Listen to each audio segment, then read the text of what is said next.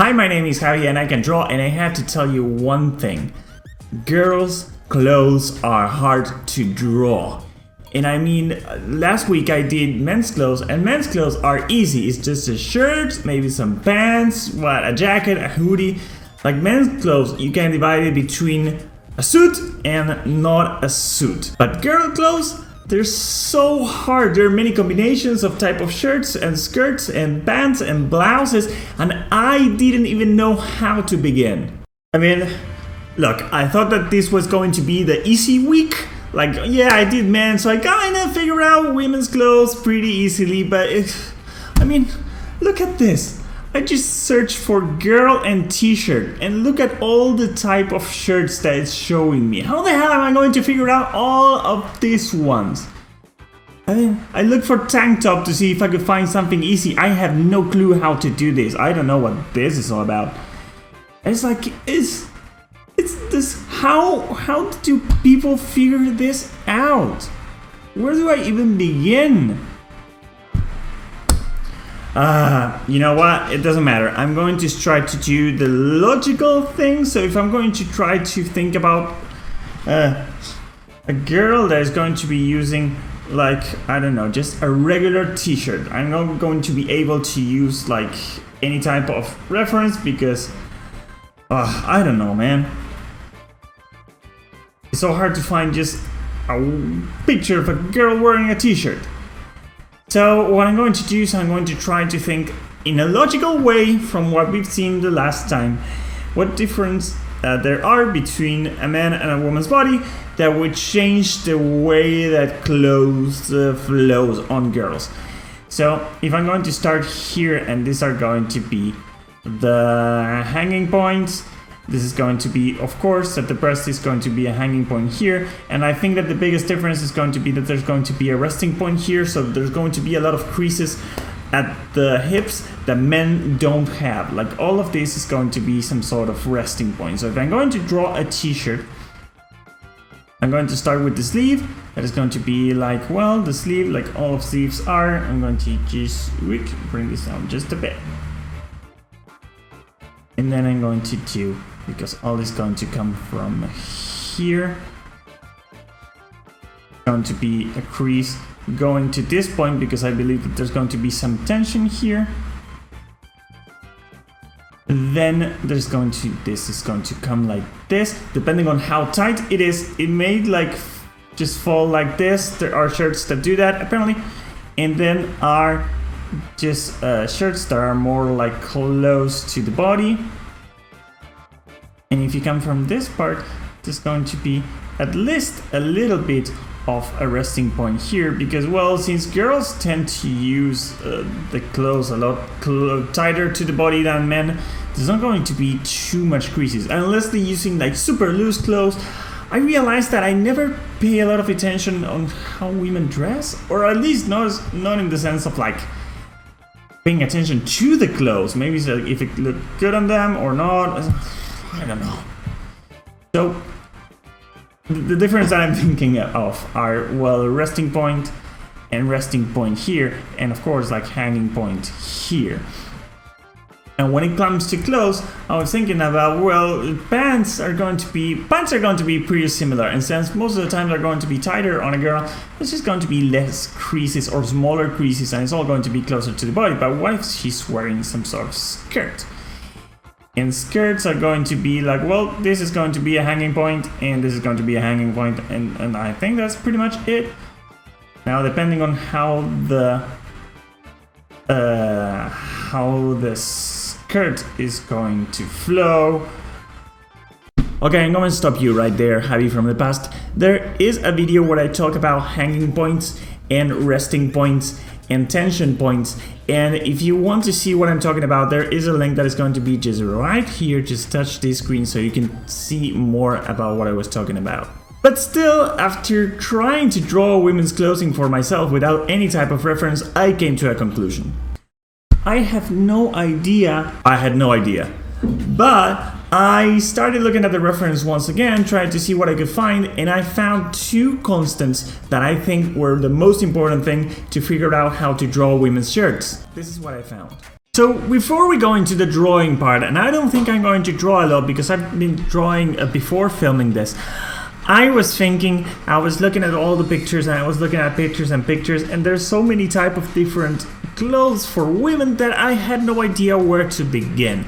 But after looking at it for a while, if I was going to divide it into like shirts and pants or skirts or whatever, like something below the waist and something above the waist, all the things that a woman can wear or they usually wear, so that I found that they wear, was kind of between two factors. The first one was how tight or how loose to the skin that shirt was going to be, and the second one is that almost all of these pieces of clothing have a different line that determines where the waist is going to be, and that doesn't mean that it has to coincide with the actual waist of the girl, but it can go a little bit higher, it can go a little bit lower. So let's go to the computer. I want to show you this. So what I have is some kind of chart, so to speak, where I have these two axes, the one that goes from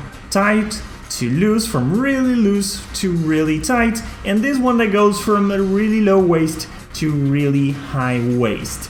Now, where the lines of the waist are going to be, I decided to put them somewhere around here, being this one, the third one, the one that actually coincides to where this model's hip actually is going to be. But that, you know, it might change depending on the woman that you're drawing, on the character, on your model, on whatever. So once I had these lines, and once I had this chart, I started drawing and trying to see if I could start playing with these two factors to do different clothing for women. So as you can see in these models, so to speak, they don't actually have like long arms, so nothing's going to be long sleeved. But let's start looking at this. So here you have the chart. And this row here is going to be the looser clothes, and this row here is going to be the tighter clothes, and this is going to be kind of in the middle. And you know, if I'm going to be just choose a middle point, I would argue that this one is going to be just the regular t-shirt, where the waist is going to be like the end of the shirt is going to be a little bit below the waist. It's not going to be too tight, but just a little bit more tighter than it's looser. And so this is kind of going to be sort of like the reference point on this. So if we go to this one, the tight one, this is going to be more like kind of, I guess like it would be like leather, like super tight with really low waist. It really ends here below the waist on top of pants or whatever the character, the girl that you're drawing is wearing. And on the low waist here we have like this long, it's not, this one is a little bit looser, it's a really long t-shirt, it's not the regular t-shirt. You know, the girls sometimes they use this type of t-shirts, and this one that is really loose is really like, I don't know, like some silky kind of thing, like really loose but really lightweight. And here I did some like super tight shirts because I didn't do this second row. I did it after I did the rest because I thought that there was some middle point missing. And I did this shirt because I didn't do any other shirts.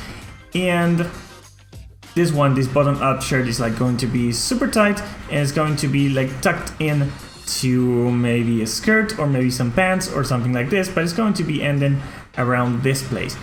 This one is just like the regular t-shirt, and well, it's going to be short sleeves, but that's because I was playing with the length, because well, there's something else I discovered about looking about women's shirts, then maybe this part is looser but the sleeves are tight, or maybe this part is tight but the sleeves are looser. It's always like this combination about this place of sort of like, I don't know if you call it tensions, but some places tighter and looser, and it's trying to create some sort of rhythm.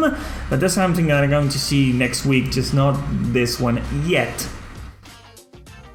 So this one is going to be just a t-shirt that is going to be pretty loose, not as loose as this one, but I'm just playing around. Now for this one, this is going to be like some really tight top that usually, I don't know in your countries, but in my country, this type of tops right now that end just above the belly button are like really something the girls are wearing a lot. And then they use just like this really long skirt. So, well, it's like super tight, but it's not a light fabric, but it's just kind of like hard one, so it doesn't have a lot of creases. That is something that you have to play a lot with as well, you know, how thick the fabric is going to be. And this one I thought like some kind of sports bra, so to speak, for doing exercise, like something real tight.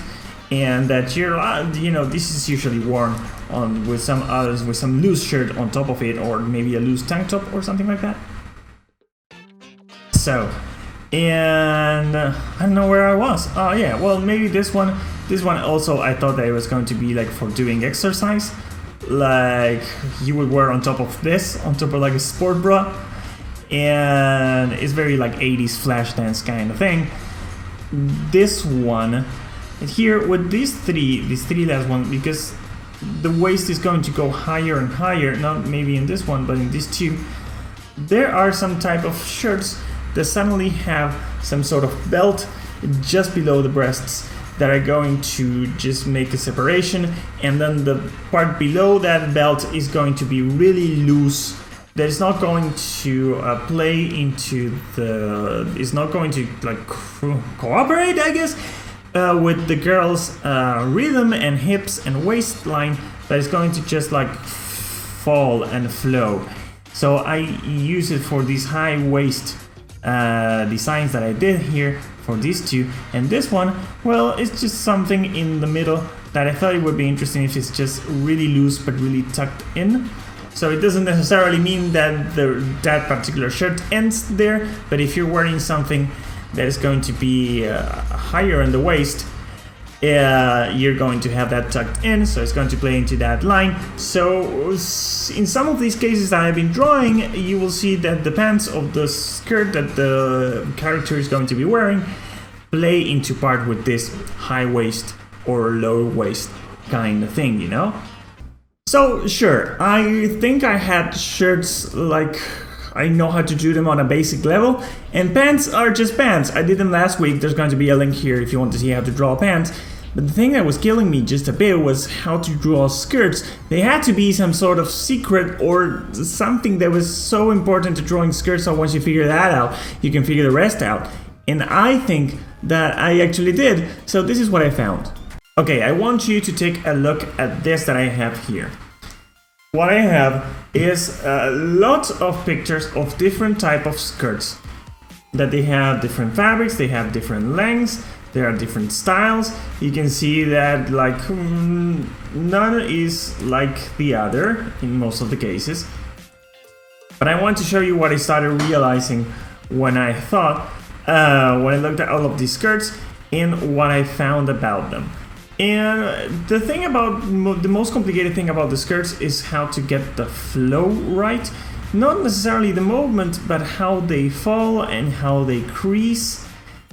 And the secret is not in the big chunk of fabric itself, but it's going to be actually on the waist. Now, if we go through different lengths, here we have different type of skirts, and what I want to show you, well, let's just do this one that is like the schoolgirl type of what? Let's just use this one that is the typical schoolgirl type of skirt. And what you're going to see here, like, if you have to consider the amount of clothes that you're using when you're sewing a dress, and you know that there's going to be a lot more amount of fabric here that you're going to have here. But I don't know if that is true. No, actually, I know that that is not true. The reason why in all of or most of the skirts you have these type of costures, like this one, let me just bring this up just a bit. That you have this type of creases here is because you have the same amount of fabric that you have down here, but you have it right here. But it needs to be like put all together in a smaller, tighter space so you can fit the hip of the girl, the waist of the girl. So it's going to be folded, and in this particular case, if you look at this one, it's going to be folded like this. It's going to be folded like this, like this, like this, and then as it gets away from the waist, from the belt, so to speak, is going to get a little bit more expanded. The fabric is going to get a little bit more comfortable. And you can see it even in the longer cases like this one. You have a lot of fabric here. This is huge, or this one, this is huge here. But when you look at the waist here, it's all the same amount of fabric is going to get all tight here. And so when you're thinking about how you want to start a dress, you want to start drawing a dress, you're going to have to think, well, first of all, the first thing that you have to think is where the dress is going to begin here at waist level. And in most cases it's going to be kind of on the same place. They don't start too low and they don't start too high either. There are cases, but And then once you have that, I want to show you this example. This one doesn't have too many creases. Let's zoom up a bit in case you're watching this from a cell phone for some reason. I'm going to zoom. Just a little bit more zoom. Okay, well, anyway. And you can see here that it doesn't have a lot of creases. And what that means is that this is going to get expanded pretty soon. So the more amount of creases that I have, the more chances that you're going to have something like this. And the least amount of creases that it has is going to be more like this, more like a bell. And let me see what else I found, because I think that the most important thing was there, like where are you going to put the waist and how much the dress is going to expand. And based on that, you're first, like logically, if you want to draw a skirt, you're going to first choose something like this. You want it to be this long, you want it to go like here, but when you have to start thinking about the creases, you go like, well, how many of these folds am I going to have? And depending on how much you want and how wavy you want the skirt to be, the more you're going to put there and the more you're going to start following from there. And you can even see that in all of these cases as well. Like here you have the folds. Put this together. And then you have to start thinking about the flow and the motion. That is something that I don't know if I'm going to be able to make it this week. It's such a complicated subject. I mean, look at this. How the hell am I supposed to figure out how to draw this? I mean, if you start thinking about it logically, it can go like... Let me see. Kinda. It makes sense because the leg is going to be here. This is too small. The leg is going to be here. And that all of this, how am I supposed to figure all of this out? There's so much movement. But in the most easy or more comfortable way of doing dresses, doing skirts. I've been calling them dresses, right? No, dress is something else. Of doing skirts, you're going to think how much is going to be here and then how much is going to fold and expand. So I want to show you a few examples that I worked on before doing the video. Well, let me see this example. It almost has none of them and it falls because the fabric is open and because it is so light. It folds a lot here, but not in I don't know if I want to say natural way, but not in a way that you can easily predict. So here I have this model that I did, this tiny drawing that I have, and I wanted to do some few short skirts to see if what I thought kind of made sense. And saran, it kind of does. This first example is pretty boring because it is a really tight miniskirt. The only thing that you have to take into consideration is that since it's going to be so tight, it's going to get really together with the body. It's going to really focus on the size, on the shape of the body, and then it's going to kind of try to adapt to that motion. But since it's not a flowy skirt, that is the thing that we wanted to learn, right? And for this one is a little bit more fun. It's kind of like the schoolgirl type of skirt. So I have here the belt or the waistline, and then I started doing all of these lines and to decide the amount of creases that I wanted. And then once I had this shape figured out, once I said well, I wanted the skirt to be like this long and move like this, then I went and started doing these lines here, like this creases here, these lines that flow, and then you just adapt these parts here. I'm really bad with the nomenclature here. I don't know what things are called in a skirt. I have no clue. But this one is pretty rigid, and it could be a little bit more belly, like this. And in this one, I wanted to use something really wavy and add a little bit more movement. And once I got this figured out, I said like, well, I wanted to do like something like this. I wanted to be wavy like this. And I thought like, well, this is going to be wavy and open. I wanted to have this, you can use like these lines of motion here. Well, not like the ones that I just did. Those are not the ones. But they all go back here to those costumes that hold all the cloth. And then once you have these lines and you decided what the type of motion you have, you can start working with this. Because in the end, it all comes down to the point from where they hang and how the clothes is going to hang depending on how it's stitched to the belt. It's like, when people tell you like how to draw curtains or something like that you're going to have this, like, the stick that holds the curtain. And you're going to have all these creases here for the curtain, and then the curtain is going to fall. I don't know why Photoshop is working so slow for me today. Ever since I got the update, it's not so good. And it's not going to fall like this. What you're going to do is like you're going to take into account all these folds here when you're drawing a curtain. You're going to take them into account. You're going to have to be like, that's pretty boring. But you're going to have to do the same thing as with the dress. And they have to go like all these wavy things that you want to learn how to draw here. All of them originate on the creases and the way they hang from here. That is by far the crappiest curtain I ever drew in my life, but you know what I mean, right? Okay, so I want to do the same thing, but with the long dresses. What I have here is, well, this one would be the lightest and the flowiest. This one would be the most like rigid with the thickest fabric, and this one would be somewhere in the middle, I guess. And I wasn't thinking much about them, I was just trying things. And for this one in particular, I wanted to try because if you see here, it doesn't have many folding points at the waist.